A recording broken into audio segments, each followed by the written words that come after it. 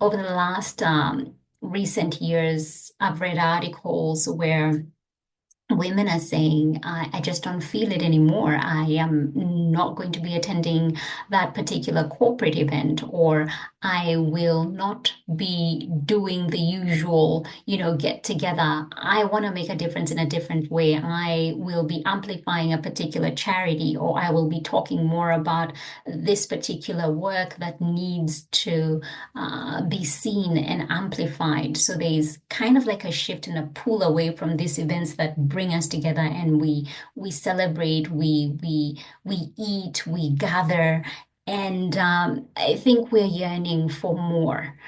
We are represented. We are represented.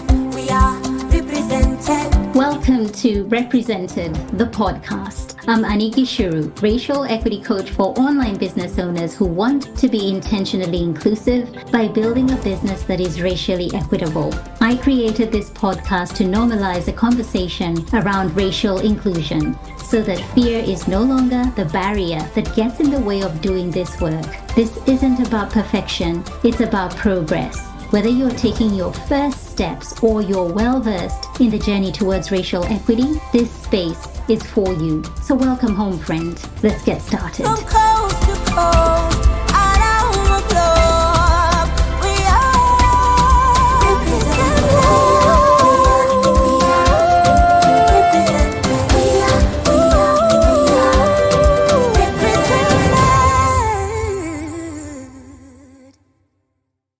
AI is shaping your coaching business, whether you realize it or not. But here's the problem. AI bias can exclude, misrepresent, and reinforce dangerous ideologies. And that directly impacts your messaging, your marketing, and ultimately your client experience. If you're using AI tools in your coaching or content creation, you need to know how bias shows up and what to do about it. That's why I created the AI Bias Guide, a free and practical resource designed for coaches and course creators who care about inclusion. In it, I share what AI bias is and why it matters for your online business, real-world examples of AI bias in marketing and client engagement, the first step you can take toward ethical AI use. Grab your free AI bias guide today by heading over to anikishuru.com/AI-bias, or simply go to the show notes for the link. Hey there, lovely. Welcome back to another episode of Represented Podcast.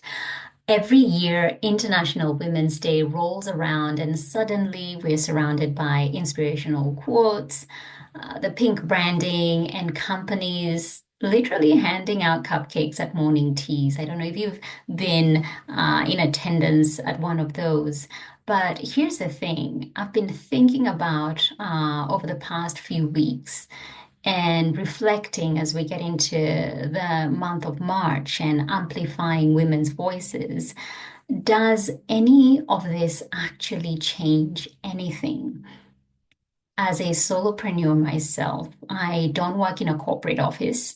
Most of my days are spent solo running my business with mainly online interactions with clients and my students. Things have shifted a lot since I was in corporate. I'm no longer the one organizing our annual International Women's Day event as part of the HR team. I live in a regional area where there aren't many online business owners, and so there aren't in-person events or panel discussions to attend. And honestly, some years, International Women's Day has felt like it's just another event on the calendar, like we're all just ticking a box to acknowledge its existence. And I think in many ways, we may have lost the very essence and true meaning of International Women's Day.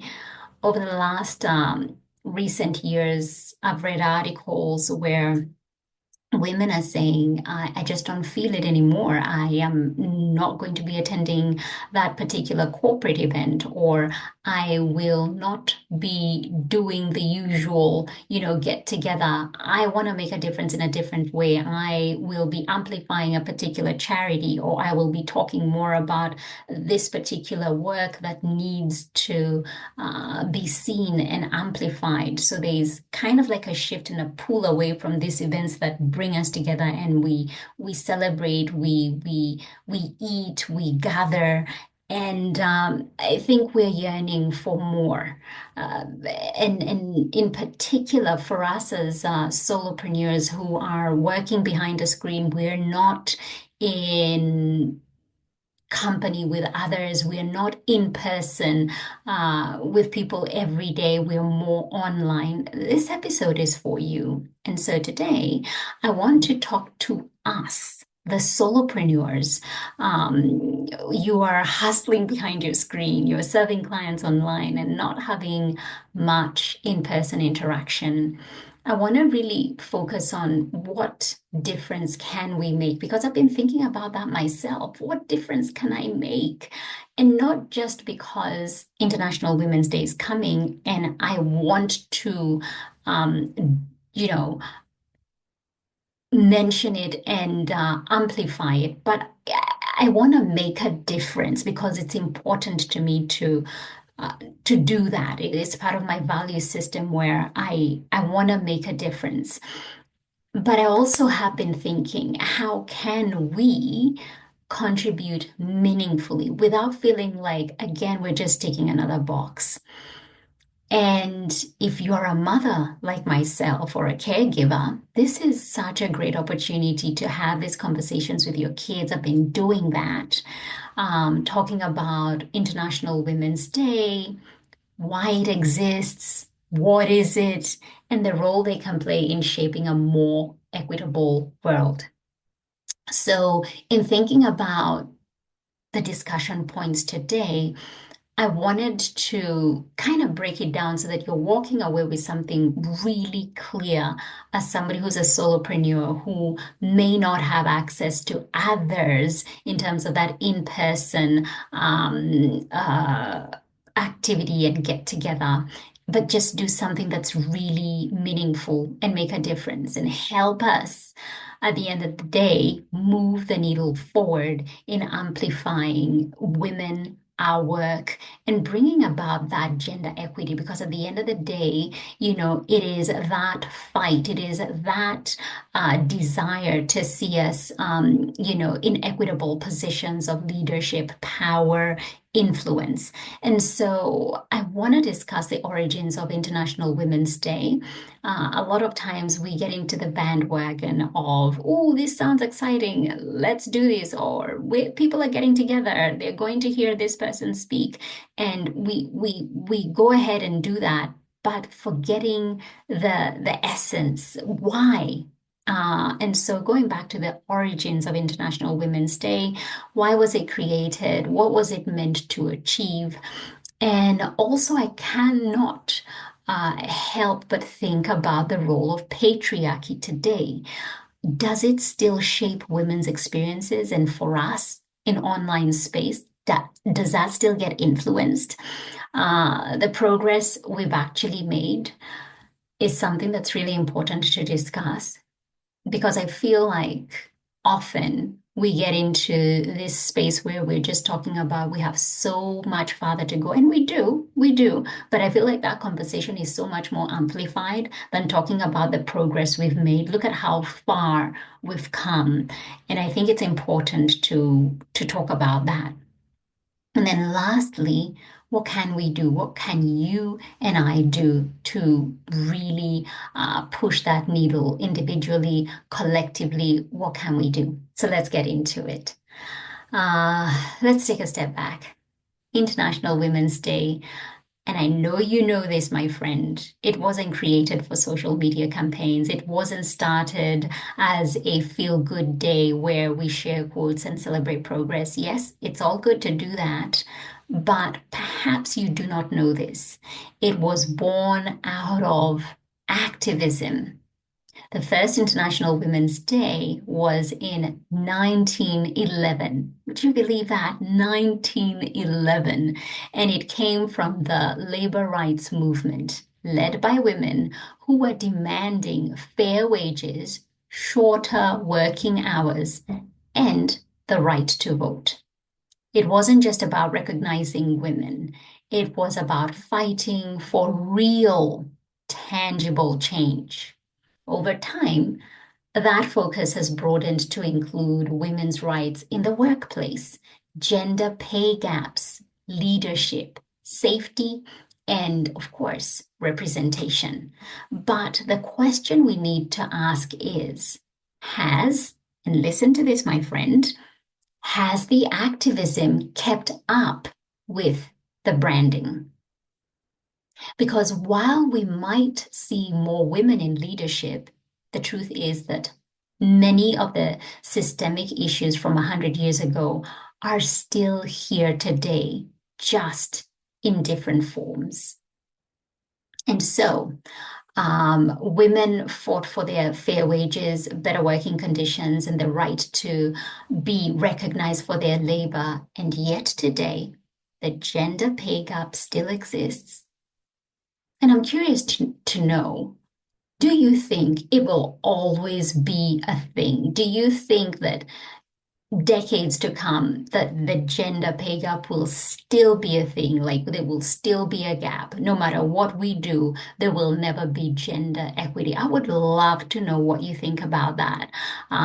Tag me, DM me on Instagram, Annie.Gishu. I'd love to hear from you. Let me know. Do you think that that is something that we might never be able to achieve? I'm an optimist. I think we will.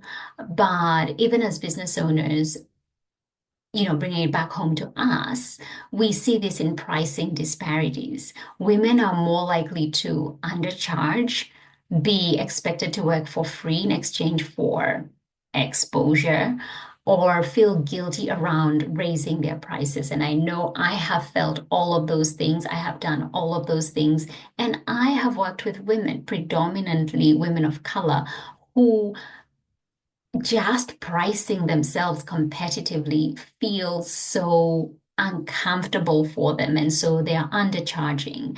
They're doing a lot of free work, and raising their rates just feels like it's unethical to do that. Where did we get that? What are we subscribing to that is making us feel that way? That's still an issue today. The other issue is unpaid labor still disproportionately falls on women. As you know, many women still carry the bulk of caregiving, housework, and emotional labor, even when we're running businesses full time. Access to funding and capital is still unequal. Women-founded businesses receive far less funding than those run by men, making it harder to scale or take risks. And we know this is even worse for Black, Indigenous, and women of color. Another area that is so rampant that we still have so much work to do is workplace safety and discrimination. It still remains an issue. Women in business still face online harassment, having our expertise questioned, being talked over in professional spaces, just being made to feel a little less than. And then, of course, there is bias in business and tech. And recently, I've been talking about AI bias. And if you haven't, and I'll plug this in, check out my free AI bias guide. It's specifically for online business owners, particularly if you are a coach or an online course creator. I unpack what AI bias is, and I share very specific examples of AI bias, and then challenge you to take the next step into what you can then do to build a more inclusive online space with AI. And so we know social media algorithms are favoring more men in certain instances, AI-driven hiring, favoring a certain type of person or demographic, and even search engine visibility, often favoring male voices and traditional power structures. We've seen that. And as solopreneurs, we don't necessarily deal with, office politics or HR policies, but we are still affected by these same systems in different ways. So, yes, things look different now, but many of the fundamental barriers women fought against a century ago still shape our experiences today. We are represented. We are represented. As an online business owner, you are already leveraging the power of artificial intelligence, AI. But did you know AI bias could be impacting who you are reaching in your business? That's why on the 19th of March, I'll be hosting a free live webinar titled Creating an Inclusive AI Strategy for Your Business.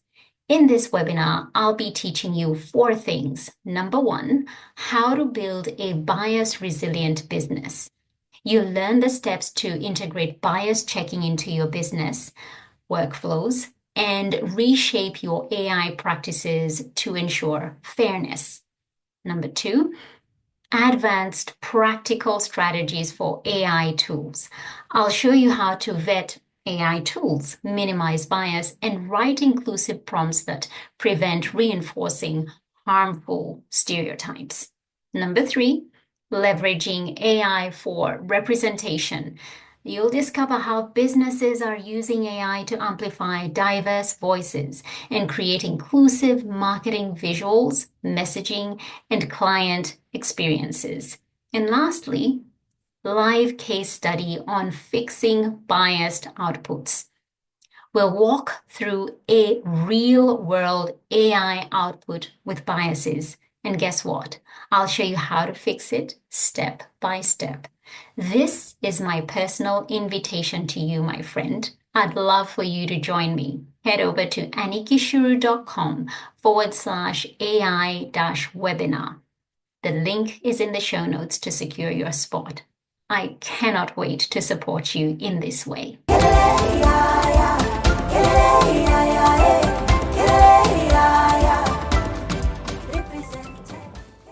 As I said in the beginning, I don't want this to be like a doom story of, oh my gosh, look at how much issues we're dealing with and how much further we need to go. There's an upside to this. I also want to share the positives. As I said, I'm an optimist. I like to look at the positives and move from a glass full kind of scenario rather than a glass half empty scenario. And so here are some of the biggest shifts we've seen in the last few decades in terms of the progress that we've made. More women are leading businesses than ever before. Globally, women's startup activity rates have risen from an average of 6.1% between 2001 to 2005 to 10.4% for the 2021-2023 period across 30 countries. And these statistics are from gemconsortium.org. Conversations about pay equity and financial independence are becoming mainstream. This is no longer being discussed behind closed doors. This is a conversation that is being spoken about over and over again. I guess the question here we should be asking is, and I don't want to go back to the kind of like the not making progress, but who's hearing this? We're talking about it, but what are we doing to change that? Technology has removed traditional gatekeepers, giving women more opportunities to succeed online. Thank you, technology. But we also have to be aware of AI bias. More women are prioritizing work-life balance and rejecting the hustle culture. Remember when we went through that whole cycle of I'm busy, hustling, side hustle, and it was kind of sexy, was kind of cool, but burnout happened, and now the pendulum has swung. And particularly post-pandemic, and we're seeing a shift in the need to slow down, the need to rest. And I have to say, I am so here for this. And the fact that you're listening to this podcast uh, means that there's greater awareness around representation, funding, and visibility for women of color, Indigenous women, and marginalized voices. That's something that has been great to see. Things have changed. Uh, but often, sometimes, and I know you may not fall in this category, but progress doesn't mean we stop pushing forward. And I suppose the next question is, how do we, as solopreneurs, contribute to this progress in meaningful ways? And that's exactly what we're diving into next. So here's a few things that you can do that I myself I'm already doing. And I always find that if I'm going to share something of what you can do to improve, it's not just a wish list that I have for myself and my business, but it's something that you can do too. And speaking from a place of doing it and practicing it myself. And so, firstly, what you can do is price equitably in your business. Now, you know this. Not every ideal client may be in a position to access your services. That doesn't mean they need to be penalized for that. And a great example is the Beautiful You Coaching Academy here in Australia that offers a sliding scale to access their life coaching course.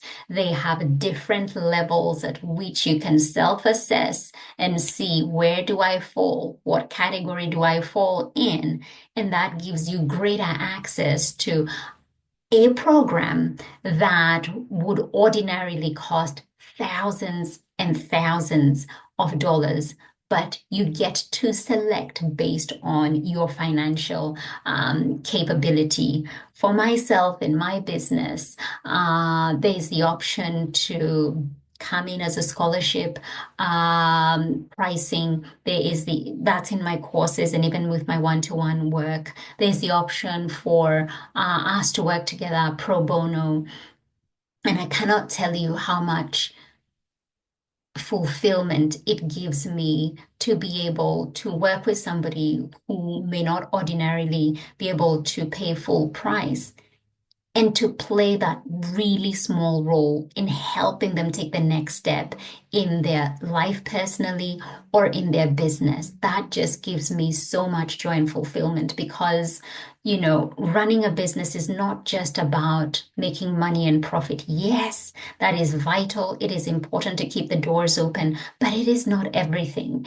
When you can make a difference in somebody else's life and you can touch them in a way that nobody else could in helping them take the next step, then I am here for that. I am so here for that.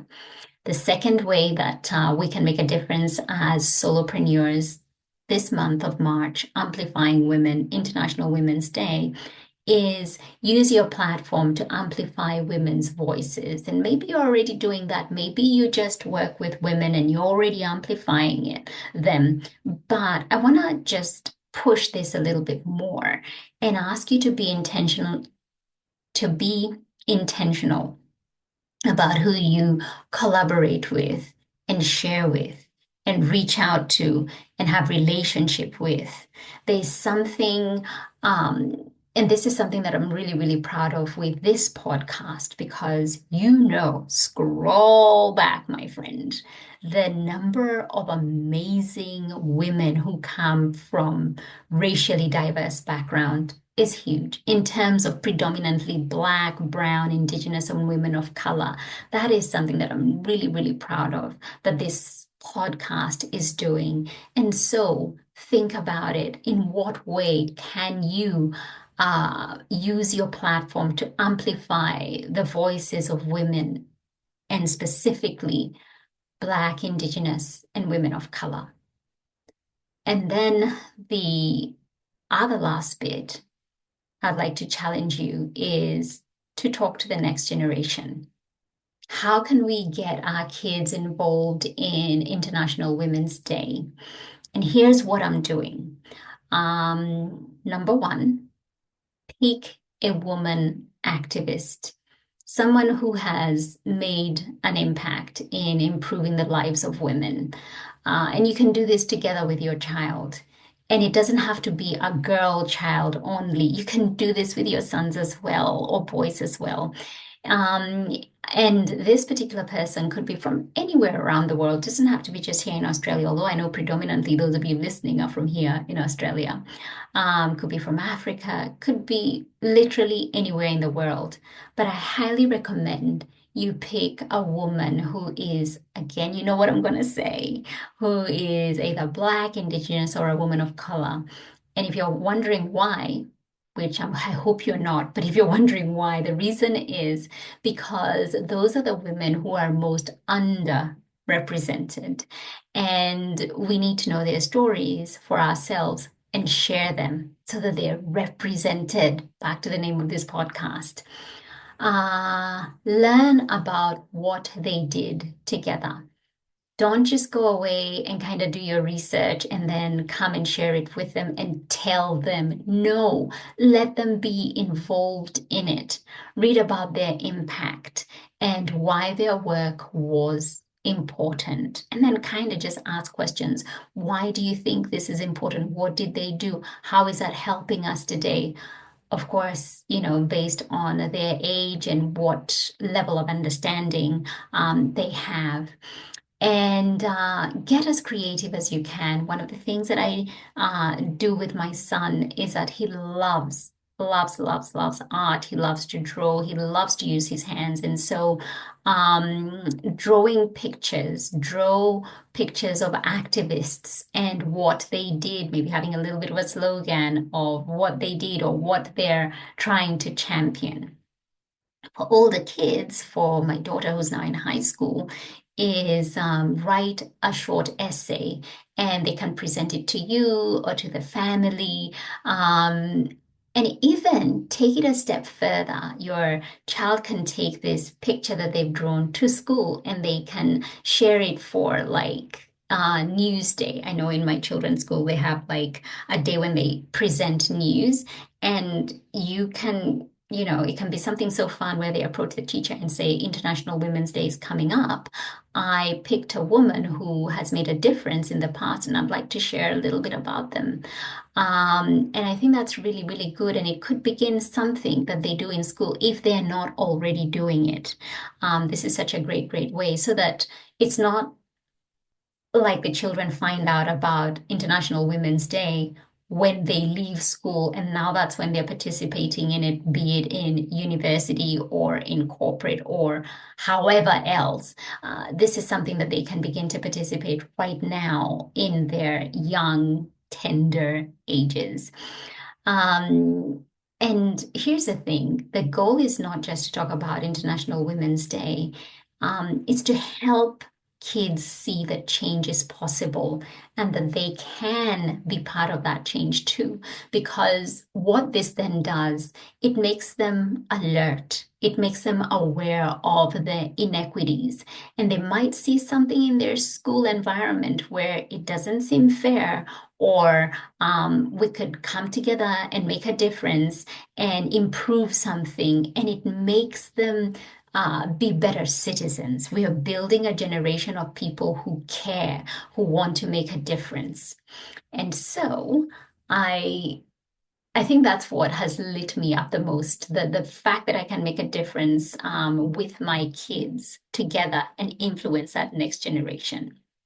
So I think really taking the time to think about this particular year, 2025, International Women's Day, and it not just being another year where I go like, oh, here we go again. We're talking about it. The day comes and goes, and we just forget about, International Women's Day or the impact, the importance. But when you look at those three things that I've shared in terms of making a difference, pricing equitably in your business, using your platform to amplify women's voices, predominantly Black, Indigenous, and women of color, when you think about the activities that you can do with your children, and this is not just a once a year kind of thing, but it kind of instills in them the need to understand things and the people who've made a difference, and talking about this is such a good way to talk about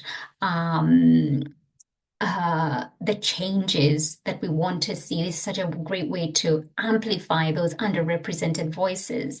I know with moms and parents and caregivers that I work with, they're always looking for ways of how do I teach my children to be more inclusive. This is an activity that you can do throughout the year. It doesn't have to be an International Women's Day activity, but certainly this kind of triggers things, or is the catalyst to start doing things. And so the conclusion I came to was that International Women's Day is still relevant to us as solopreneurs, but it's only as impactful as we make it. And so here's my challenge to you. What's one thing that you can do this month of March to help push gender equity forward, whether it's in your business or at home? I'd love to know your thoughts. Hit me up in the DMs on Instagram. My handle is annie.kishiru. And if this episode has resonated with you at all, could you share it with someone who might need to hear it? Even go a step further, share it on your social media platform and tag me so I can show you some love. And that is it, my friend. Until next time, take care. We are represented. We are represented. We are represented. Thank you so much for tuning in. Why don't you go ahead and hit that subscribe button and leave a review so this podcast can reach more online business owners, and together we can begin to normalize racial inclusion in the online coaching space. I'd love to acknowledge the traditional owners of the land where this podcast episode was recorded, the Wiradjuri people in central New South Wales, Australia. Music produced in Nairobi, Kenya by Patrick St. P. Mbaru and Kambua Mathu. Vocals by Joanne Matata. Represented.